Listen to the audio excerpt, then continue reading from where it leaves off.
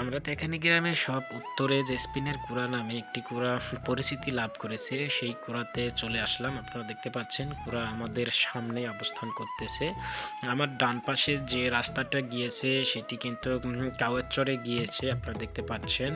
এবং বাম পাশে যে রাস্তাটা গেছে সেটি নয়াগ্রামের ভেতর দিয়ে ঝগড়াচর মেইন রোডে প্রবেশ করেছে।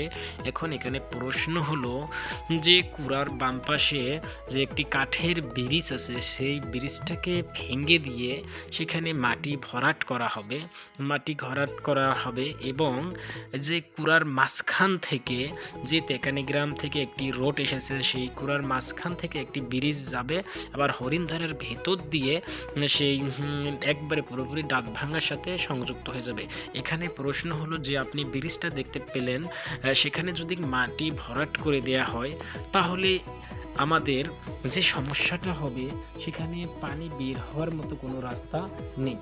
সেই পানি বের হওয়ার মতো রাস্তা যদি না থাকে তাহলে কৃষকদের সবচেয়ে একটি বড় সমস্যা হবে আমন মৌসুমে প্রায় 3 থেকে 4 হাজার একর জমি আমন মৌসুমে একটা ঝামেলা হলেও হতে পারে, কারণ তখন পানি সেই নালাগুলার ভেতরে পানি বের হওয়ার কোনো রাস্তা থাকবে না, পানি ভরাট হয়েই থাকবে। এখানে যদি মাটি ভরাট না করে সেখানে যদি ব্রিজটা দেওয়া যায়, কাঠের ব্রিজ যেখানে আছে সেখানে যদি ব্রিজ দেওয়া যায় তাহলে কিন্তু পানিবন্দি থেকে এই প্রায় 2 থেকে 3 হাজার একর জমি পানিবন্দি থেকে রক্ষা পাবে। তাহলে কৃষকেরা আমন মৌসুমে ভালোভাবে কিন্তু আমন চাষ করতে পারবে। আর এখানে ব্রিজটা দেখতে পাচ্ছেন, এই ব্রিজে যদি মাটি ভরাট করে দেয় তাহলে পানি বের হওয়ার মতো কিন্তু আর কোনো রাস্তা থাকবে না।